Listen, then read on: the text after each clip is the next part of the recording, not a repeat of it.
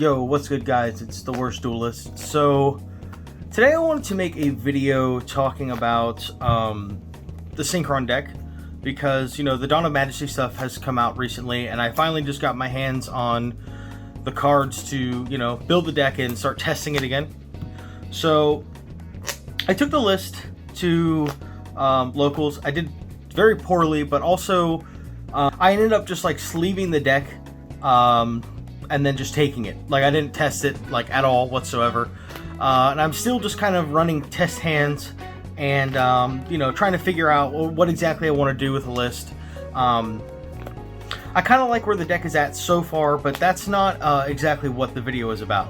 So there's been a lot of discussion amongst the community. I know Leo actually has been talking about this a lot. You know, do we play the Arrive in Light package, or do we just go with Illumination?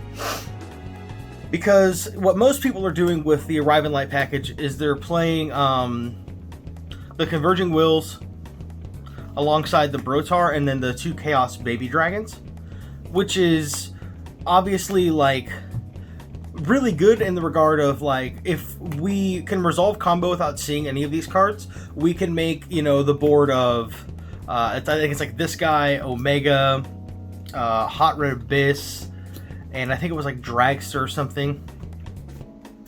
But, you know, the problem with running the build that way is you have to play like the 5 bricks, whereas you could just play, you know, just Illumination and Stardust Trail and try to go for just an overall more consistent list. Because, you know, and as opposed to having 5 bricks, you really just have like 1 pseudo brick in the form of Stardust Trail, because Stardust Illumination by no means is a brick, but of course you want to search it off of your Stardust Synchron, you know, to get the free +1 and stuff and just get more value out of that card, because it's kind of something that's sort of trying to replace Jet Synchron for us right now, because we don't have access to Jet anymore, unfortunately. Now, the main topic, the main points that I want to bring up, you know, I'll start with the first thing that I have in mind. So when we go Junk Speeder, if we did it with Converter and Junk, of course assuming no hand traps, if we did it with Converter and Junk, right, you go special back Junk from Grave, right, and then you go your Speeder Exchange 1, you get your Soda Synchron, you get your Cyber Synchron, and you get your second Junk Synchron, right? So that's all fine and good, right? So we have the extra body here. And of course, then we'll search our Arrive in Light. So we can play the Arrive in Light, of course, put the Converging Wills on top, and then go for the Chaos Ruler, right? So we go for the Ruler. We don't have to trigger it. However, you can do 2-1 and then draw this first, but we're just going to ignore that. So we can go for the Converging Wills and special out the Brotar. And now we can target the spare Junk, right? And we can just search Doppel instead of having to worry about the baby dragons, right? So, like, that's fantastic, right? Because it just gives us a searchable way to Doppel. But the problem being is, of course, this is only aligned with Converter, right? You have to be able to go into the Converter play, and it has to, of course, resolve to begin with for this to work out this way, right? Which is, you know, this isn't a searchable card outside of Rhoda. There's no other way to really get to it. So that's problematic. Although this can end up being all kinds of stuff, like you can go for this and then get into Librarian and do all sorts of things and so on. But, you know, the problem lies with this is you have to have Converter to get into this line. So what I was thinking about doing, what I've been testing just by solitaring, is of course going off of like Junk plus like Caligo or something instead, like no targets in Grave, and like there's no way to get additional advantage off of like playing it this way, or with even you know, just going off the 2 card of Synchron Carrier and Junk as well for Speeder. So I think that there's still an argument to be made to play Arrive in Light without the Chaos Baby Dragons, because, you know, instead we can go Speeder, right? We can go Speeder, and let's just say we did it with the Clock Curl, like I said.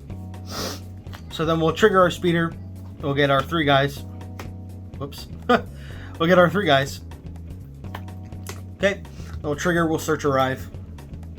Alright, okay, so then we can play the arrive and light. Go for our converging wills.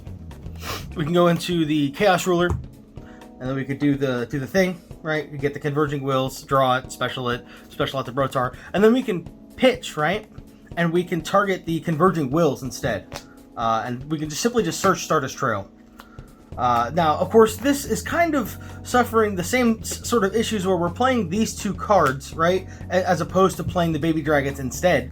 But the way that I look at it is, it makes opening the Arrive and Light a lot less worse, because we can still do this the same way, and we can search Illumination, right? And we don't have to send, the Stardust Trail. We can just send another Stardust Synchron, right? Make sense? So we can still search this off of the converging wills, and it does act as an extender and gives you the free Omega still.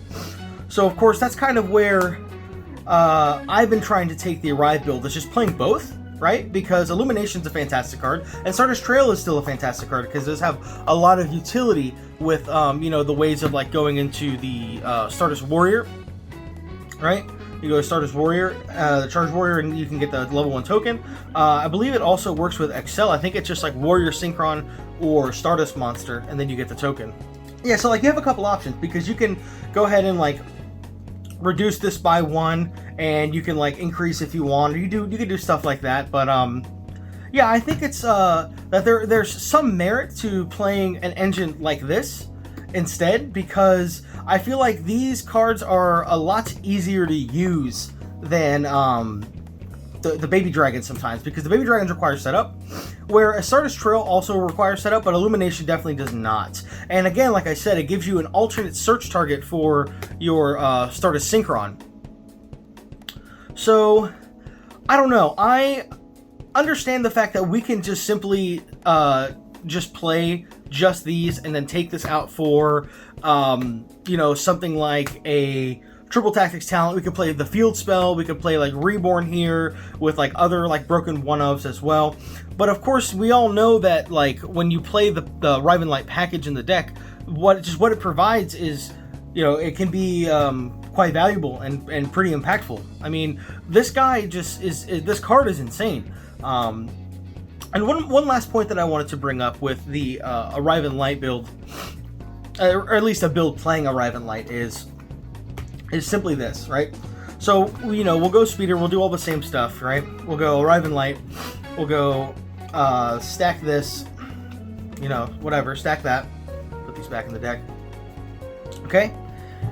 So, we can go Ruler, right? And then we can go Channeling 2, Channeling 1, right? So we can mill with the Ruler, right? And then we can go Converging Wills. And then if we mill the Brotar, right? Because we're being kind of ballsy here, but we get access to a Doppel, or we have access to a Caligo still, we can still make, Shooting Majestic, right? Because what we do here, if we mill the Brotar, but we get access to the Crow or the Doppel, of course, specifically Doppel is much, much better, but we can go into, the Hot Red, right? And we don't even need the the effect of double level, which is fantastic, because, here we can go Ruler special back, banish a light and a dark, which ironically, of course, we don't have a light here, which is another problem that you could run into with doing something like this as well. But a converter for a Veiler. I know this is like turning into a bit more variance, but still, like it's possible. If you have Crow, then you can just simply make the guy. You know what I'm saying? But we can go for our Doppel, right? If you have access to any level 2, then you simply just make Majestic, right? So you go for your Shooting Majestic, and then you'll get your 2 tokens. And then you can do tons of stuff, right? You can make this into an Excel, and then you can make him level 1, and you can get into a Shaman, right? And then you can just start going crazy, right? You can start sequencing off the way that you would like to sequence off. I don't know, it's just something to consider. Like, that was sort of the last thing that I was trying in my test hands was, okay, let's just mill off the Ruler and see what happens. And if we mill the Brotar, oh well, so be it. If we have access to Crow or Doppel, then there's a good chance that we're going to get there still.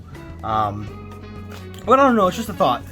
It's mostly an argument for Arrive and Light. Also, something else that I consider when I think about this is, every deck will brick. I mean, any combo deck, it plays at least one Garnet, sometimes two. But, you know, it's very similar in the vein of Dragon Link, where, like, you don't want to draw the field spells because you want to search them. Granted, the field spells are a little bit more playable than something like these cards, especially, like, specifically Brotar, but that's kind of where I think the merit of playing the Illuminate and the Trail as well comes in, though, too, because at that point, if we open these cards, we can just abandon ship on the Arriving Light, right? And we can just search Illuminate instead and sequence off that way. But it's tricky. It's definitely tricky, and there's still things that need to be explored with it. But I think just the payoff of being able to play this card. I mean, this guy he fucking negates anything. The guy's so broken. I don't know. It's just, I wanted to get my thoughts out there. This is kind of the direction that I was taking the package, because, you know, we can just play this and then have alternate options here as well. And of course, being able to search the trail and do a combo sequence that way as well can be quite valuable. Granted, you know, you can like gear your extra deck to do specific things. Like, you can play like Garden Rose Maiden, you can play the Stellar Wolf Wind Wolf Rayart, whatever the level 9 dude, right? You can play that guy. But even then, it's you're then losing out on a lot of utility that you could have, and just simply by just playing this card, you're already losing out on one slot of utility. So I don't know, it's tough. I just kind of wanted to leave an open discussion here for the community to go over.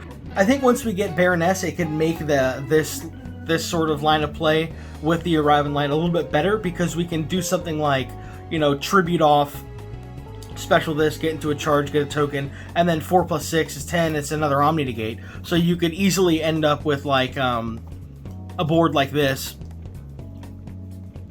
right? And then, like, the Baroness, right? So you still have triple Omni Negate. No Librarian draws and stuff, but, I don't know.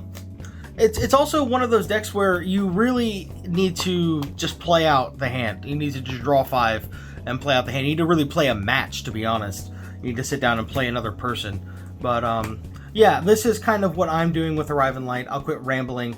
But, yeah, I hope you guys enjoyed the video. Like and subscribe if you have not. We'll be posting more content with a Synchron deck.